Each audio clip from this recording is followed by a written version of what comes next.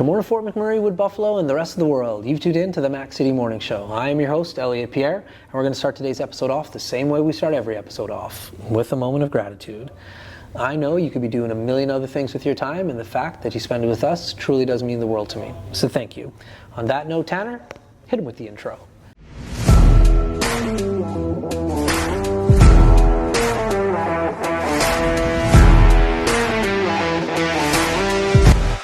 How's it going, you guys? It's Jake White, JJW, coming at you from Norel Toyota in Fort McMurray. Just wanted to say hi and come on down, check the place out.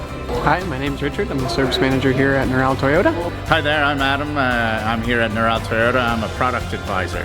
Hi, I'm Cass. I'm the appointment coordinator. Happy to help you. Hey, it's Keith Simpson here. I'm the general manager of Norel Toyota, soon to be Fort McMurray Toyota. Pretty excited for our new dealership. As you've seen, you met all my staff. These guys are all my family. We're here to take care of you. Come on down and be part of our family. And we are back. Big shout out to Norel Toyota, our title sponsor for today's episode. We really do appreciate your ongoing support. As everybody at home knows, I do not introduce my guests because they can do a better job at that than myself. So can you please tell everybody at home who you are and what you're about? So my name is Catherine Canning. I am the local president for Unifor 707 here in Fort McMurray, and welcome to our hall. We represent the three different units, the Suncor Base Plant Firebag Unit, SMS, as well as our Suncor East Tank Farm Unit. And I am an electrician by trade. There we go. So how long have you been the president for? Less than a year. I was elected last September. So. And how do you feel that it's going so far? Is it everything you thought and hoped it would be? It's everything I thought it would be, and then some. It's a very busy job. We represent 4,000 members in town here, so it's been really good. Yeah. Learned lots. So. That's awesome. Mm-hmm. No, when the elections happened last time, we interviewed not all, but the majority of councillors and everybody that ran for mayor. And so now that I have that relationship with them, it's interesting to talk to them afterwards because they had these preconceived notions of like what it was going to be and what they were going to do. Yeah. And then you talk to them now and they're just I haven't talked to one of them who isn't happy that they made the decision to Mm-hmm. That being said, they're like, yeah, it's a lot different once you get into the role. No. So have you found it's a lot different, or did you have a backing already or a relationship within the world that you kind of came with your eyes open? I came with my eyes open. I've been at Suncor now and with our union for 25 years. 18 of those I worked as a safety representative for the union, and then the last few years I've been a steward and the chief steward for our electronics department. Okay. So, and then when I ran for president, I knew what I was getting into. Okay, that's great. That's fantastic. So where do you find you had that want and or need to be so much of a part of the union? That started right from when I was a kid. My father was a strong union supporter. He worked for the Halifax shipyards. He was a shipwright with them. It was always important for him to make sure that, I knew my worth, and I believe that comes with union values as well. Mm-hmm. And yeah, he was always a fairly strong supporter. He supported me in everything that I did, and he was extremely happy when he knew I was getting my trade. So that's awesome. Did you get your trade back east, or did you get it up here? I was extremely fortunate. Working at Suncor and being part of the union has given me many opportunities I wouldn't have even known would be available when I was younger. Okay. So I took one of the internal apprenticeships in 2006, and Suncor put me through my apprenticeship, which was great. So fully supported there, and because we were a union site, I was able to get that through my seniority, and with the union support and the company support. Nice. So you came up to Fort McMurray to do what initially? Actually, I came down. I was working in the Yukon as a heavy equipment operator. Okay. When I came down, the mine that I was working for, Anvil Range Mining at the time, had shut down. So the joke was I was slowly working my way south. That's hilarious. There was work here. It was just right before the boom. Okay. And I was able to get a job on at Suncor as a heavy equipment operator. Nice. And then I transitioned into to be an electrician. So what was the want or the need to try a different profession?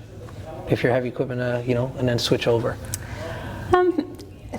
well, I'm not going to say I get bored easily, but I just wanted to try something new. And when the opportunity arose, like I said, when I was young, I didn't know that that would even be an option for me. Yeah. So I'm in my 50s now. So, you know, when I was going through high school, they pushed you as a woman to, you know, secretary trades or housewife, and I was I was neither one of those. No, it's great. And since you've started, what have you seen when it comes to women in the workforce?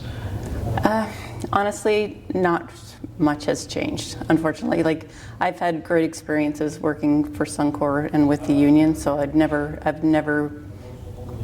never take anything away from that. When I first started at Suncor, we were 9% women on site. We're now at 13, so there's still a lot of room to improve the women workforce out there. And what do you think that is? Like, I talked about it earlier, I don't know if you were like listening, but like I used to be quite involved in the welding association that took here in Fort McMurray, and there was a big push on women in the workforce. Like, it was a real thing, and like a lot of effort, time, finances were put into that to like really try to bolster that taking place. So I do see a lot of advertisements at Keano, like when I leave the province, like that's an ongoing message. I was on a flight a few days ago and I saw women in the workforce. So like it's a message that's definitely out there.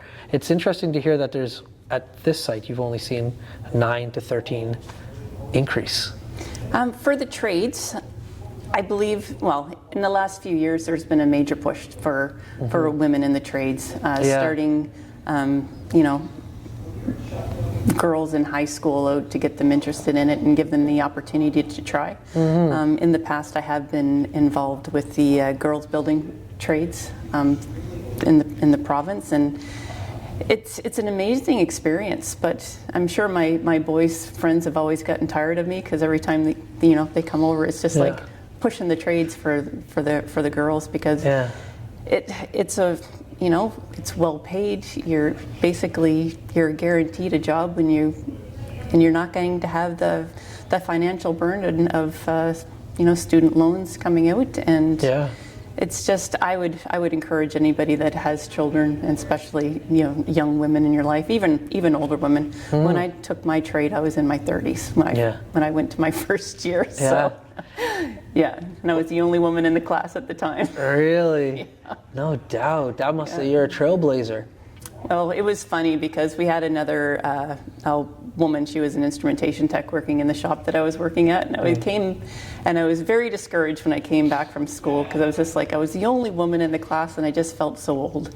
And she said, "You're looking at this all wrong." And I was like, "Okay, how should I look at it?" And she was like, "You were the most beautiful woman, you were the smartest woman, and you were the youngest woman in your class." And that's what I did. It was like, that's a great attitude. That made me feel a lot better. Yeah, no doubt. Yeah. No, that's cool. And it's amazing that like you work for an organization that has a union that was able to like help you progress and like grow your skills, you know? Yeah. That's the cool thing about Fort McMurray, and I say it all the time, like you can do whatever you want here. Like you do have the opportunity, like you start a career, and then like you said, in your 30s, you're like, oh, let me try something new. Not because like you get bored easy necessarily, but if opportunity presents itself, why not? Absolutely. You know what I mean? Yeah. So you've been here for how long, sorry? Well, I've been at Suncor for 26 years, but I've been in town for 25 years, sorry. I've been in town for 26 years. Okay. Both my boys were born and raised here, and it's been I was one of the 5-year plan people that now 26 years later is still here, and there you go. And this is home. Yeah. And so how old are your boys? 25 and 18. So they're adults now. They're not boys, they're men. No, they're still my boys. Yeah. So what are they up to? My oldest is he will soon be a journeyman plumber in Calgary. Okay. So he's moved down there, and my 18-year-old, that's still up in the air what he's going to end up doing. So he's still on the undecided list. Did he just graduate or He just graduated last year. Oh, of course he's not supposed to know yet. Jeez, you got to give the guy a little time to breathe. Well, it's hard deciding what you're going to do for the rest of your life when you're 18. That's I've switched right. careers many and multiple times, and when I went to university, I was going to be a marine biologist. So that didn't quite. I didn't quite follow that path. Yeah, not a lot of water here. No. Oh, wild! That's so cool. So when you came out here, obviously, like a great job that you were able to secure, but jobs aren't everything. What kept you in this community for so long?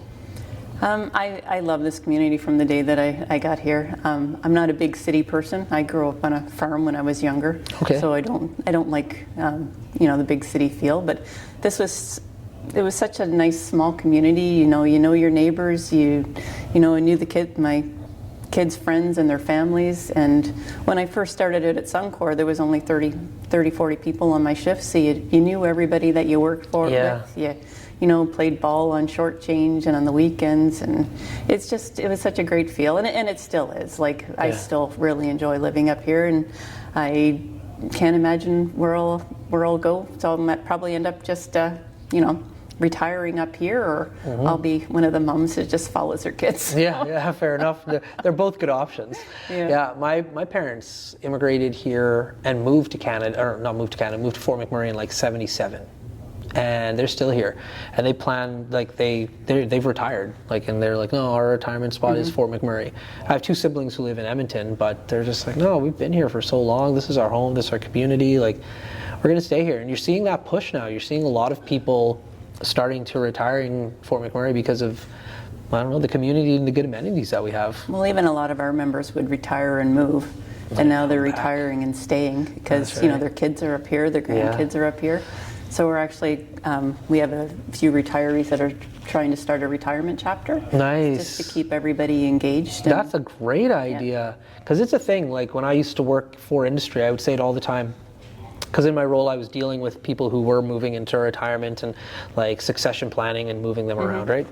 And I would tell them well, what are you going to do in your retirement, Bill or Bob or Janet, whoever it was? And they'd say, oh, I'm moving wherever, primarily back east. And I'd be like, I strongly suggest you don't do that. And they're like, why? No, I'm like, well, because I know you got kids here and there's grandchildren, and you're going to sell your house and make some money, and then you're going to buy something for relatively cheap back there. And I was like, but you'll lose it all in plane flights back and forth, because you're coming back and forth. And not only for the grandkids, but when you work here for 25 years, you don't know anybody back home anymore. Your home is here. So you're going to go back there and you're going to be like, hey, where is everybody? They have years moved on. And so I saw it continuously, which is a beautiful thing, and it's a testament to Fort McMurray. So many people actually end up moving back afterwards. And you see that a lot. Yeah. Even the people that think that it's better in the Maritimes, they miss it up here, and they come back up here. And it is for the money. Let's be honest. But it's also for the community, and this is, for me, 25 years. This is where I built my life, so this is home. There we go. And on that beautiful note, we are out of time. So before I cut you loose, though, everybody gets a shameless shout out or plug. So you have the mic, the camera, the lights. Have fun. Well, I just want to give a shout out to all the teachers and the healthcare workers in this town, and all of the people that were deemed essential, and make this town run, because you are the backbone of this community, and just want to say we appreciate everything that you do. There we go. For McMurray Wood Buffalo, the rest of the world, that's been another episode of the Mac City Morning Show. From the bottom of my heart, thank you very much for tuning in. Big shout out to Noral Toyota, as well as Carrie from Patchouli Rose and the beautiful people at Coldwell Banker. We really do appreciate your ongoing support. Hope everybody at home is having a great day, and we'll see you tomorrow. Peace. There we go. Good job. Alrighty. You're a natural. 13 minutes. Hi everyone, it's Carrie with Patchouli Rose here at Thickwood Barbershop. If you're wondering what to get your loved one this season for Valentine's Day, I make an all-natural anti-aging skin serum called Good Skin. It's good for men and women, and it's available for purchase here at the barbershop, downtown at the Corridor Shops and Events, and on my website. Thank you for your support.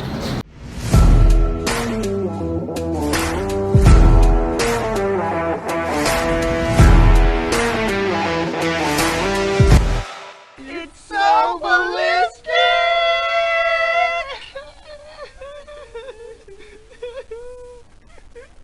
Talk about quenching your ugly thirst.